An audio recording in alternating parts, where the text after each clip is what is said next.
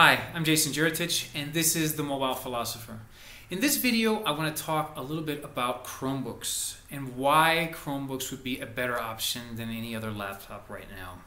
I just got myself a Chromebook Pixel LS, and I've been using a MacBook Air for the last few years, so I'm going to do a few comparisons between the two. First of all, let's talk about security. Security is one of the biggest elements that sells Chromebooks today, and it's objective. What does that mean? That means Chromebooks don't have viruses, and that's something that Google promotes intensely because it offers a lot of money to people to try to hack it. We're talking about millions here. So that allows Chromebooks to stay pretty stable in regards to security. But not only that, let's look at other areas of security to see if there's an advantage there. A lot of people complain that because everything is in the cloud, that it's less secure. Well, let's make a comparison. How secure is your normal laptop? Let's say you have everything inside your laptop, a normal laptop like Windows or Mac laptop, and something happens to that. What could happen to a normal laptop? Well, you could get it stolen, you could have it fall, you could have it get burned, you could have it get water on it, things like that. So there's a lot of things that can happen to a normal laptop that if you have all your information inside of it, you might lose that information. And I know people who have had literally years of stuff lost because of a simple accident. Photos from past experiences like birthdays and things like that, they all get lost because they didn't want to use the cloud to back them up. So the advantage here is in regards to a Chromebook, we don't have to worry about that because everything is uploaded online. And yes, something could happen. Maybe, for example, a Terminator crisis, where some sort of software takes over the whole world. But let's be honest, if something takes over the whole world, you're not going to worry about your laptop or your information. You're going to worry about surviving, so that's probably not going to affect you very much. And on the other hand, let's say by just a normal accident, something happens to Google, one of its servers or all of its servers just by a virus or something like that. Could that happen? Yes. But taking probabilities, it's much higher that something could happen to your laptop by accident than something happening to all of Google's systems. So the probabilities there you have to take into consideration, and it's going to be less problematic, less probable that something's going to happen to your Google account than something happening to your laptop.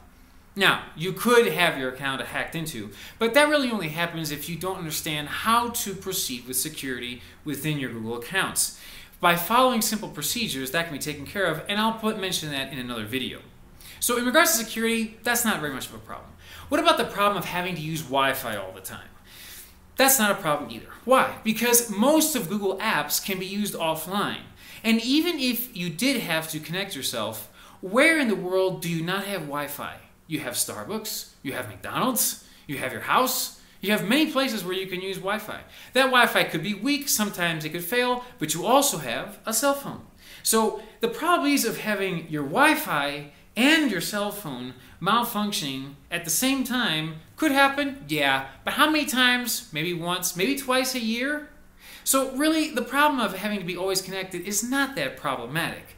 And again, even if you weren't connected, most of the stuff that you essentially need can be used offline, so that's not an argument either. So what about the laptops themselves? Are they efficient enough? I have to say unanimously, yes. The Chromebook Pixel LS that I have is absolutely the best laptop I've had. What does that mean? The battery life has objectively lasted me all day. Not even a MacBook has lasted me that long. Now I have to say, Chrome does take up a lot of energy on a Mac, and that could have reduced quite a bit the usage of my Mac.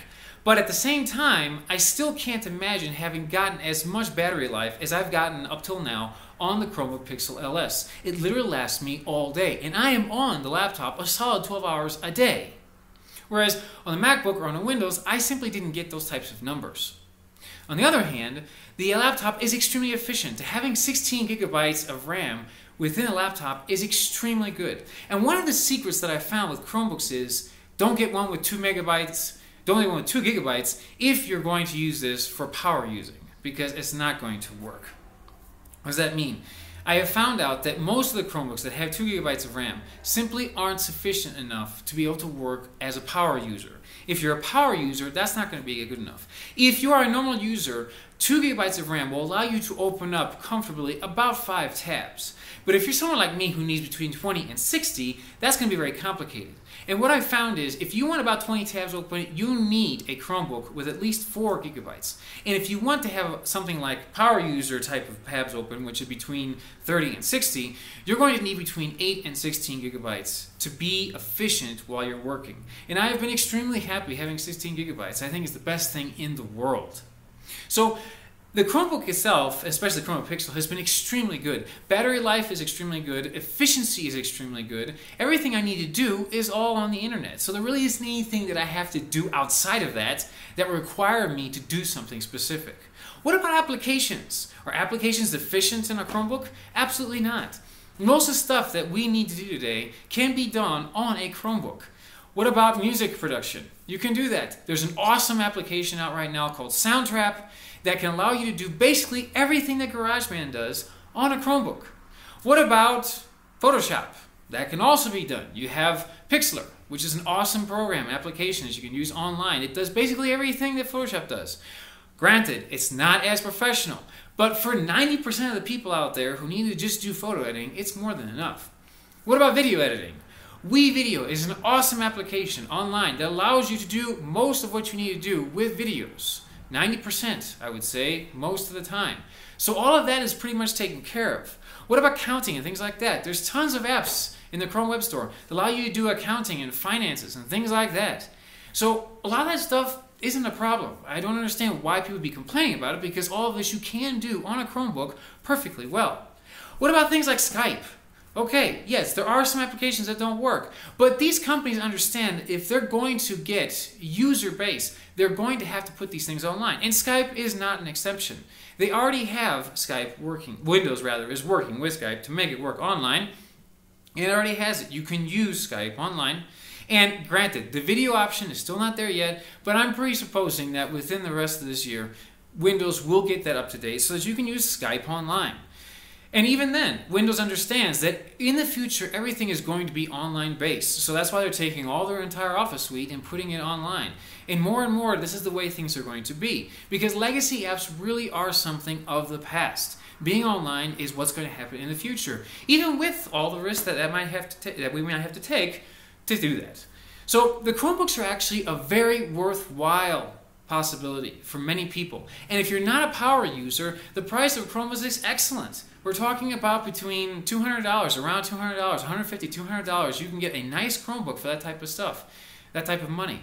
So really we have enough within a Chromebook right now to where we can take advantage of all these opportunities to work well without having to pay extra money for a Windows or a Mac laptop. And again, I have used both Windows and Mac, and I've been using Mac for the past few years. And I can say that I'm extremely satisfied with the Chromebook and with the stuff that you can do within the Chromebook. So this video was just to give a quick summary of the things that usually are taken into consideration when you're looking at Chromebooks.